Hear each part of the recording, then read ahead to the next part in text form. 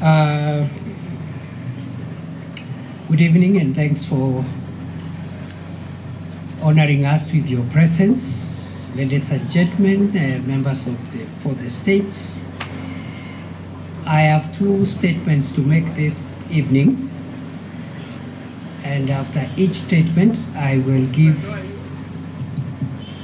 a chance for maybe one question or clarification. Because of time, I have another engagement at 6 p.m., so I must leave here before 6. The first address is my exit address at the end of duty as Cabinet Secretary for Interior and National Administration. As you're aware, for the last 2 years I've been the country's security minister, and I thought I owe the people of Kenya an exit speech so that we can account for the 2 years in which, by the grace of God, we have had the privilege to serve our country in that office. Since the 27th of October 2022, I have had the immense privilege of serving our country as the Interior Minister. Appointment to this role was not only a humbling symbol of confidence by President William Ruto, but also it thrust me into a most monumental responsibility of providing leadership to and coordinating the organs of our homeland security.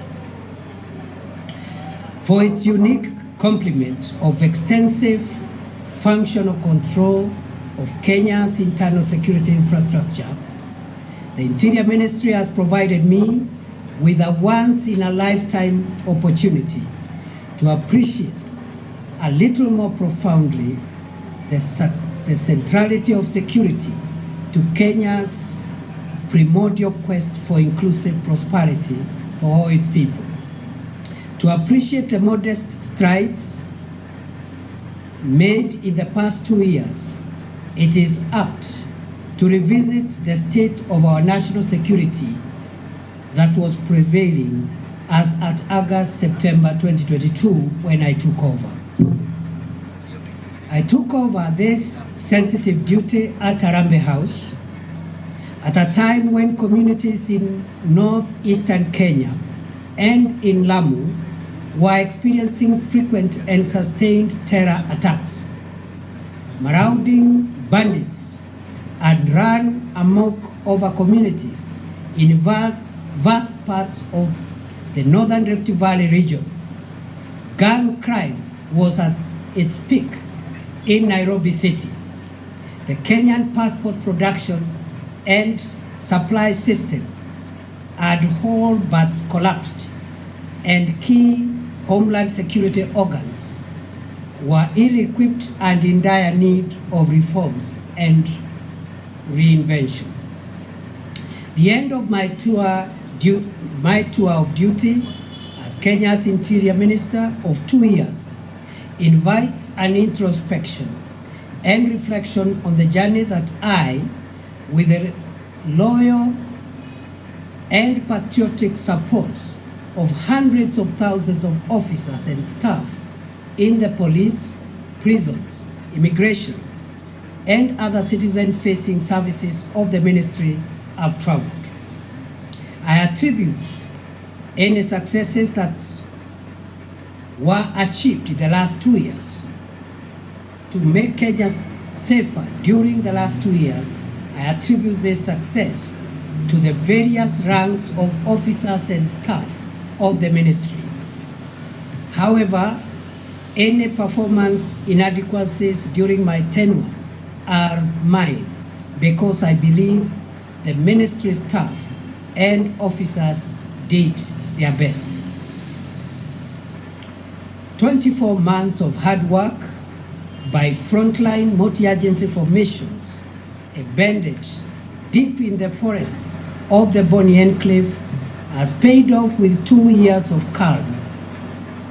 Sacrificial fighting power of elite police formations in the forward operating bases spread along the risky frontier areas of Liboi, Fafi, Div, Kotulo, and such like areas have resulted in 2 years of great victory over dangerous terrorists who would have otherwise hurt Kenya and its people. Fellow Kenyans, it has been the honor of my life not only to oversee a coordinated and policy-driven war against terrorists, but also to visit the elite police units protecting Kenya and its people at some of the most dangerous locations in our territory. Each moment, I had or shared a meal or even took a selfie with security officers in the front line in the war against terror. There was always a profound surge of pride in the knowledge that a dedicated and patriotic cohort of our security forces remain alert day and night to prevent terrorists and other dangerous criminals from accessing Kenya to cause harm to its people.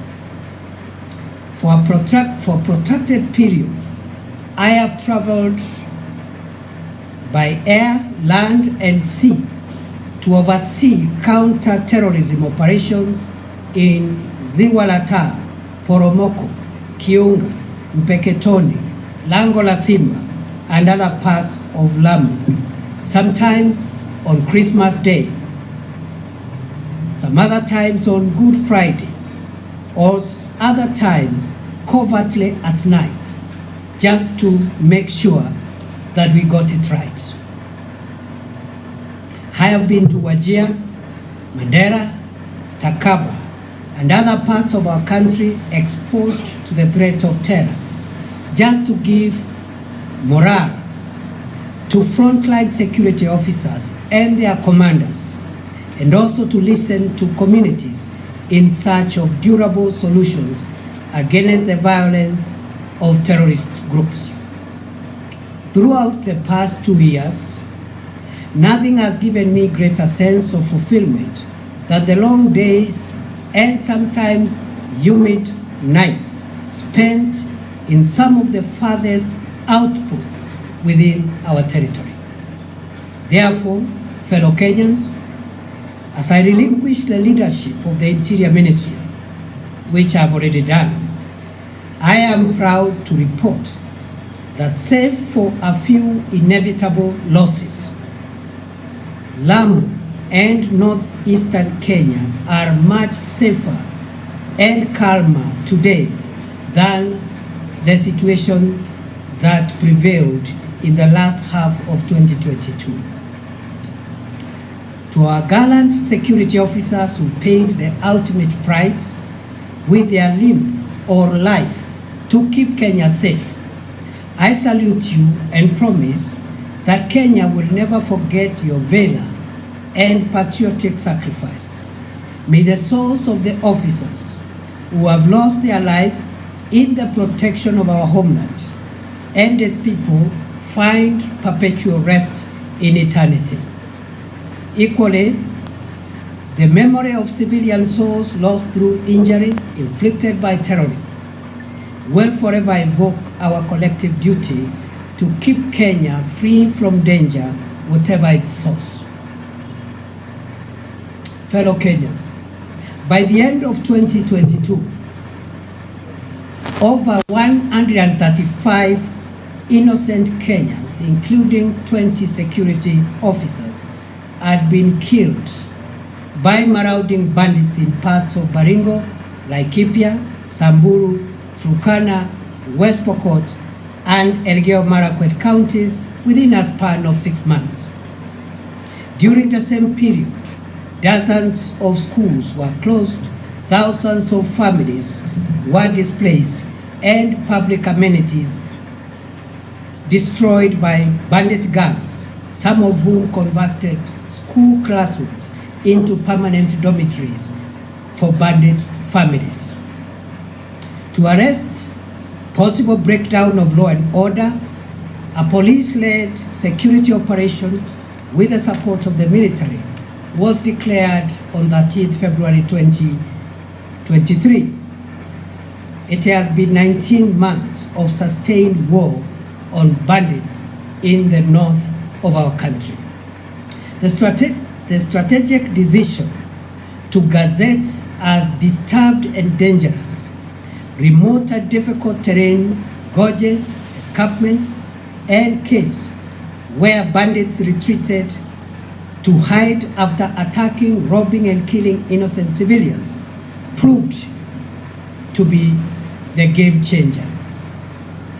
Heavily armed bandits were flushed out from these areas in a process that lasted several months. Their outdated gimmicks of taunting security forces and sometimes staging daylight raids were eventually crushed through intelligence-led operations, superior firepower, and efficient operational and tactical outputs that resulted in the neutralization of dangerous bandit commanders and their spiritual influencers. 19 months after President Ruto ordered the most consequential security operation against banditry ever to take place in northern Kenya, the infrastructure that had sustained banditry for over 4 decades has been suppressed and dismantled. Bandit gangs and their enablers have been overpowered and scattered, despite occasional feeble attempts to resuscitate this dangerous crime against the people of Kenya. Scores of schools in Baringo, Samburu, Elgeyo Marakwet, Turkana, West Pokot, and Laikipia counties have been reopened. Mokogodo Forest, Sieku Valley, Burat Hills, Korkoro, and Arabal Hills, Tandale Valley, Gelecha Valley, Malaso Escarpment, Kurkur, Pura, and other previous bandit hideouts are today pacified. As I relinquish the reins at the Interior Ministry, I am grateful to God, to the commanders and officers of various security agencies, and to the communities for their help as we look forward to sustaining the prevailing peace in these previously bandit-infested areas of our country. I will forever cherish the useful input of communities profoundly represented by the Under the Tree conversations I had with elders and residents at the foot of Arabal Hills in Baringo, the Kolowa Bridge at the intersection of Baringo and Elgeyo Marakwet counties, and in Lokori and Nadapal in Turkana County. I desire to live to see these parts of our country completely free from the terror of bandits and opened up for socio-economic development as Kenya marches into the future. The strides that we have made in the fight against terrorism, banditry, and other organized crimes received a shot in the arm from the Police Equipment Modernization Program, which was initiated in early 2023, following the orders of President Ruto to modernize the operational and tactical equipment of our security agencies. The 37 billion shilling 5-year program is underway, with 7.6 billion shillings already spent to acquire armored personnel carriers, mine-resistant, ambush-protected vehicles, personal protection equipment for the police, as well as sophisticated weaponry to provide enough firepower to protect our nation. Fellow Kenyans, by September 2022, our country's infrastructure for the production and supply of Kenyan passports had completely collapsed owing to the breakdown of printing equipment, huge supplier debts, and chronic corruption cartels that took advantage of the situation to extort money from desperate applicants.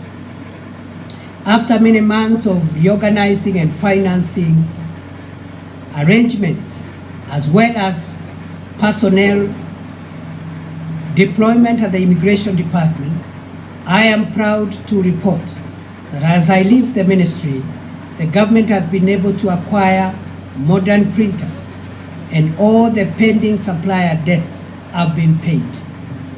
The passport production and delivery waiting period has been reduced from more than 12 months in 2022 to 7 days at present. The backlog of 724,000 passports has been cleared, and the challenge now is to expedite the delivery process to clear the 85,000 uncollected passports that are ready. As I leave the reins of the ministry, I am proud to report that the corruption cartels of staff and members of the public that used to harass passport applicants have been dismantled, and 17 ring leaders, including immigration officers, are facing ongoing criminal prosecution.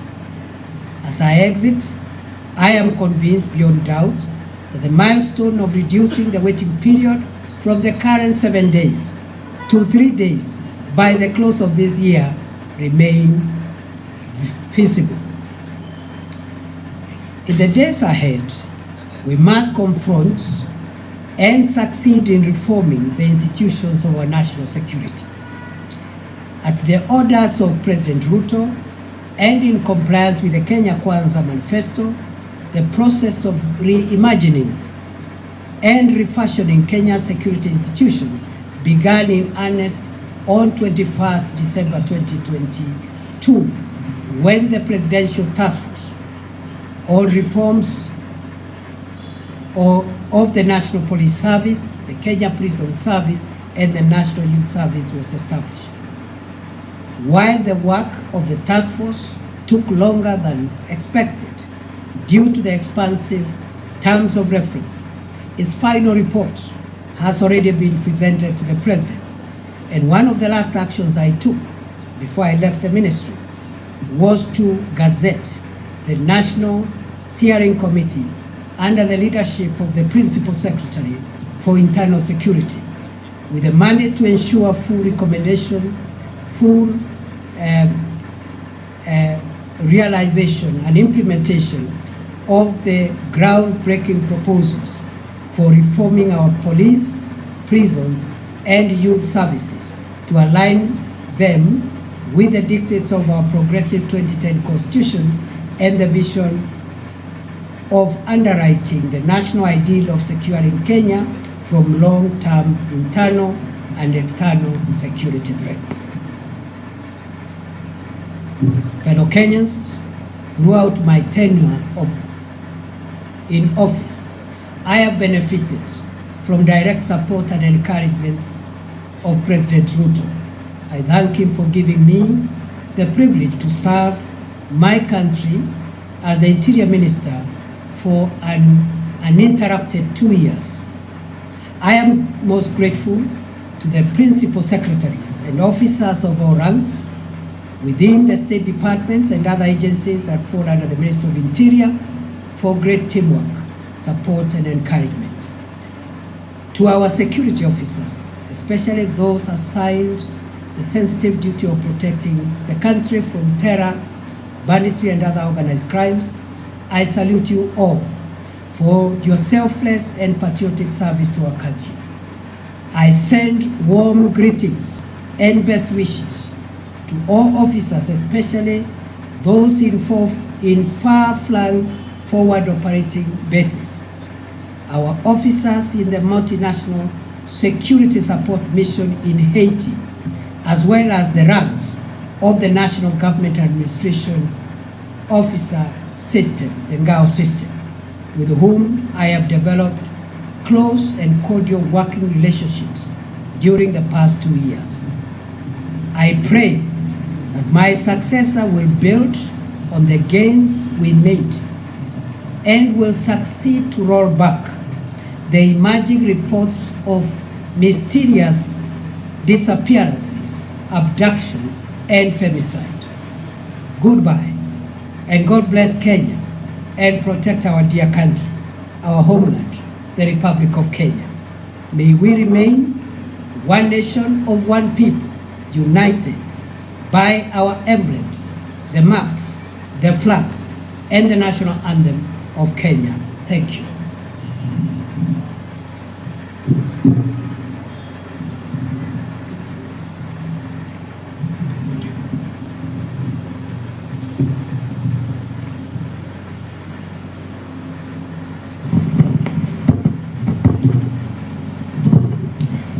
My name is Eric Owenga, labda kwa Kiswahili Bwana Naibu Rais. What do you speak of about your legacy in terms of abductions and extrajudicial killings that were rampant during your reign as the Cabinet Secretary of the Interior for the past 2 years? Because Kenyans, some of the questions have not been answered in regard to the same. Can you exhaustively speak about it? Thank you. Yes, as you have, thank you very much for that concern. As I have said towards the last part of my statement, I have demonstrated how for 2 years, every day of my life, I have struggled to secure the country from crime and from people who would have caused us harm. And I have told my journey, the places I've been and what has took me there, the work I did in immigration and other places. At the end of my statement, I have said, as I exit that office, I'm exiting at a time when there are reports of cases of mysterious disappearances, abductions, and femicide. And I have handed over the responsibility of cracking down on those emerging reports of crime. And I wish him well, and I know he will succeed. The same way in the past, I've been able to handle those other national security challenges. Remember, these are challenges that we've witnessed in the last few months, and already we had gotten ourselves on a place where we had come up with a strategy of cracking down on this criminal behavior, the same way we succeeded, even with the Nairobi urban crime, which was quite a spiral at the time we took over, and which today is manageable. And therefore, these are developments over the last few weeks, maybe a couple of months. We had laid the ground on how to deal with both cracking down on criminals who are in that space of femicide or abducting people, and also a framework for accountability of any rogue officer or officers who will be involved. And therefore, that should be the task of the next minister going forward. I have no doubt I have done my best every day of my life, and there is no day I have slept without asking myself what I have done to make our country safer. Before, because of time, allow me now to transit and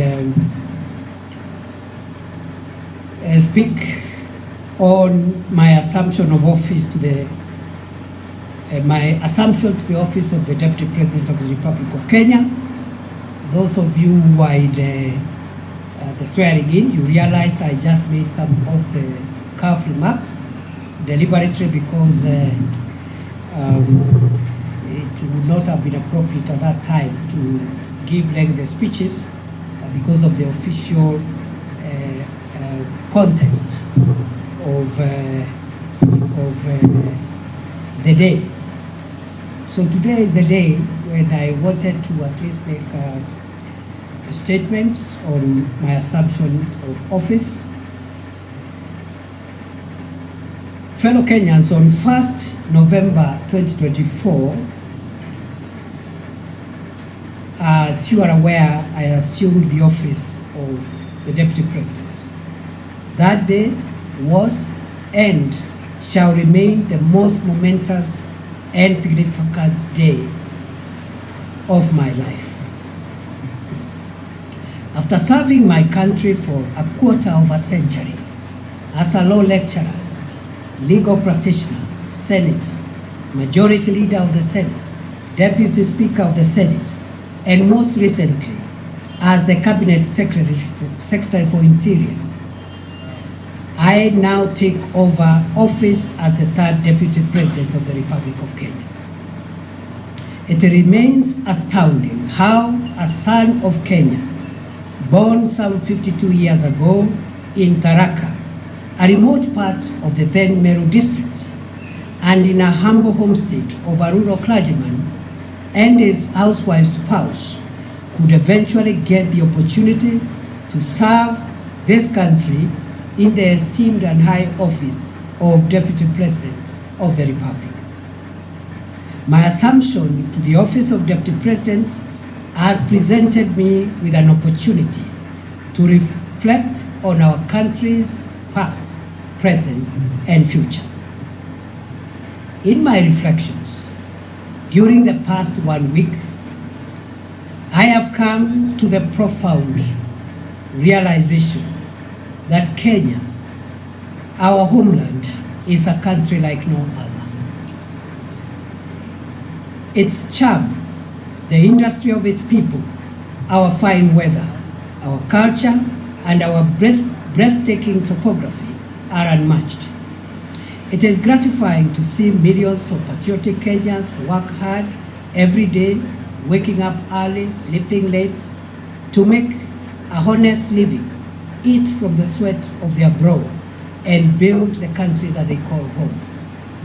While it is true that formidable challenges confront us today, it is also true that we always find a way to surmount obstacles and protect our country and its people from the shocks of the modern world.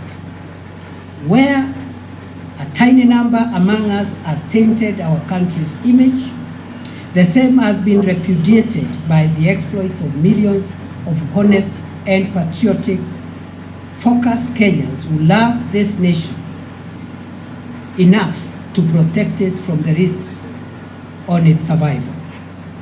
Indeed, Kenya is a covenant country, blessed with an industrious people and an incredible array of natural resources requisite for the creation of wealth enough for all its people.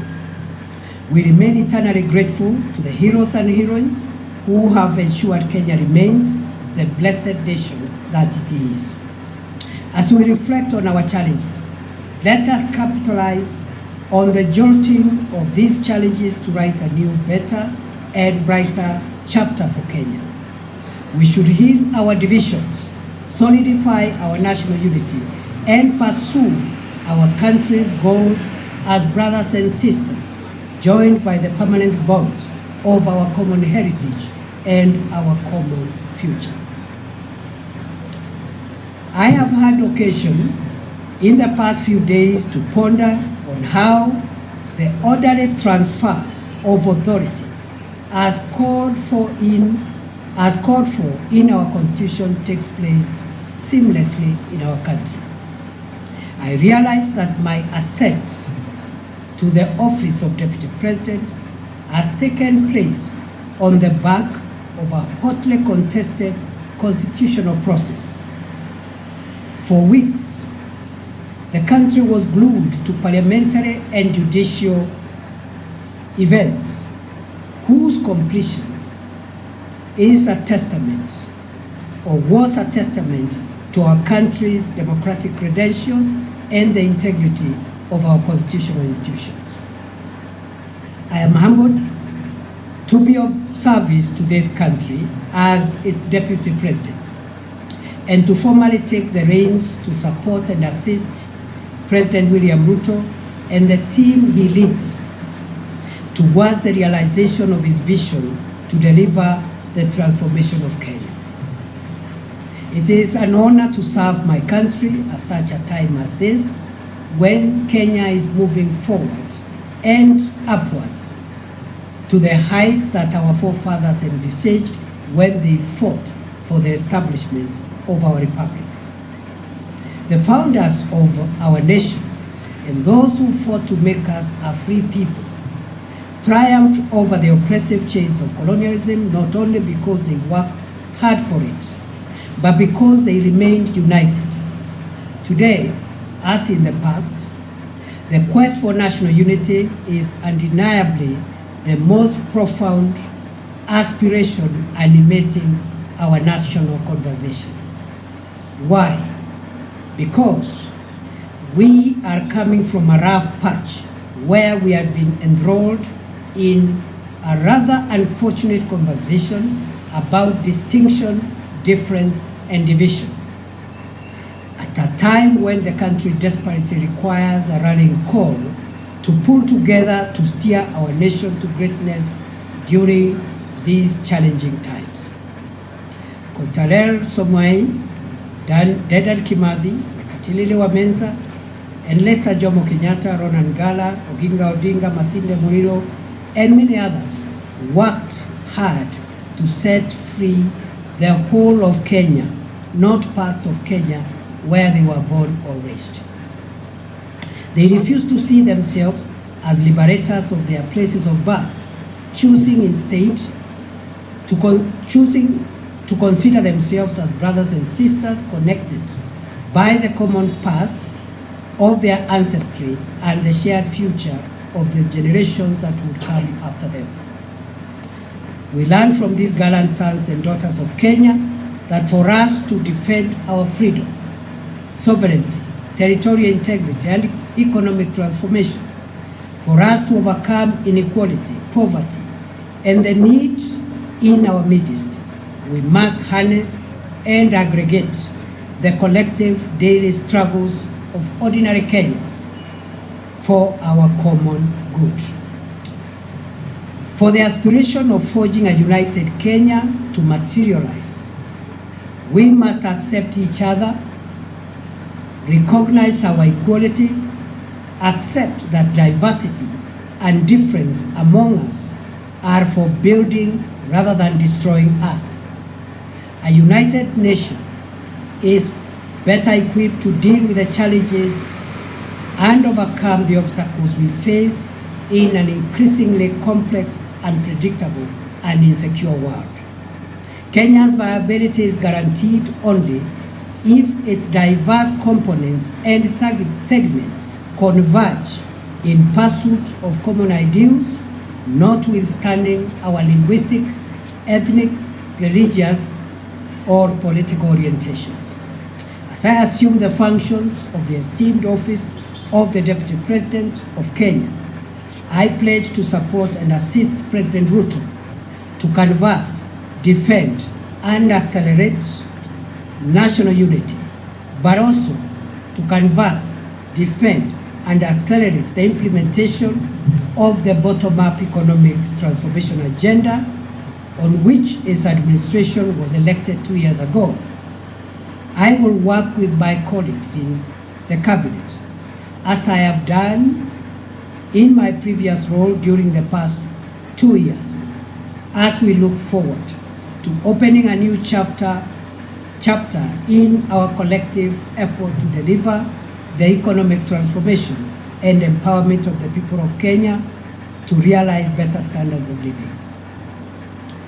The government has made significant strides towards the transformation of our food security situation, health, education, as well as stabilizing spikes on prices of essential household commodities since September 2022.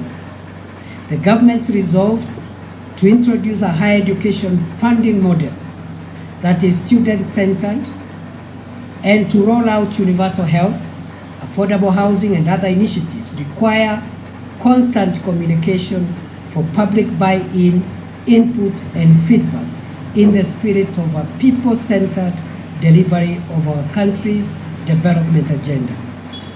I have no doubt whatsoever that well-crafted public-private partnership projects are essential for the realization of strategic public sector infrastructure development projects and will cushion our country from incurring unsustainable debt for financing our country's development needs. As we pursue Kenya's economic transformation and strengthen the bonds of our national unity, now is the time to ask every citizen to introspect on their contribution towards the actualization of the Kenya we all want to live in. The values of honesty, hard work, patriotism, family, and all other values of our civilization, faithfully transmitted through generations, makes it possible for us to transform this country into a more inclusive, equitable, and cohesive nation in which every citizen is able to live free from fear and want. A Kenya where every citizen has a realistic opportunity to attain good health, wealth, and safety. Our ambitious ideal for a new Kenya will be actualized by sacrifice, hard work, pulling together, eschewing the blame game, and loving Kenya more than our subnational affiliations. It is possible to converge our diverse subnational interests into broad collective national interest as the surest way of realizing Kenya's viability as a solid, respected, competitive, devolved, modern, democratic, plural society able to assert itself in the world for centuries to come. Only a country of opportunity that Kenya is can cause the little village of Irunduni, tucked in the outskirts of the unassuming hamlet of Mukodhima in semi-arid Tharaka, to produce the country's deputy president. I grew up in a competitive environment, learned to manage scarce resources in a large family of 9 siblings, raised by peasant parents, and introduced to the values of respect for others and respect for authority, the love for God, and the love for country, considering other people's needs before my own needs. These values would later be farmed up through my education journey in the schools and the universities I would attend later in life.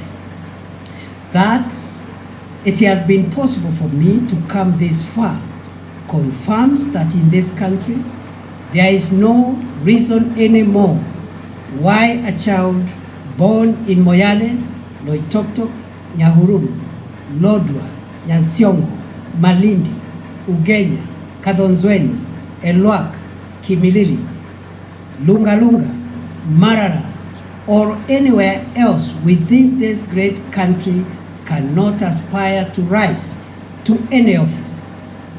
I am truly blessed to be a son of Kenya.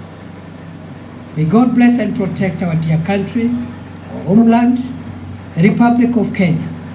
May we remain one nation of one people, united by our emblems, the map, the flag, and the national anthem of Kenya. Thank you and God bless you.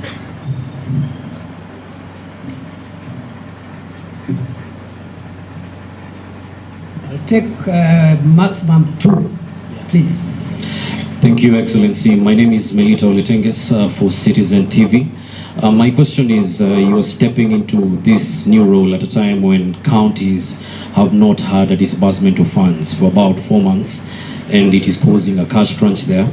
And now that you're going to also be the chair of IBEC, how do you tend to accelerate this and ensure that services in the counties roll as they should be? Sure. My name is Sydney Chazima.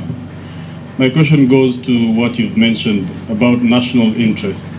And recently, while performing your duties as the Deputy President, you spoke before the judiciary at the 12 years anniversary for the Supreme Court.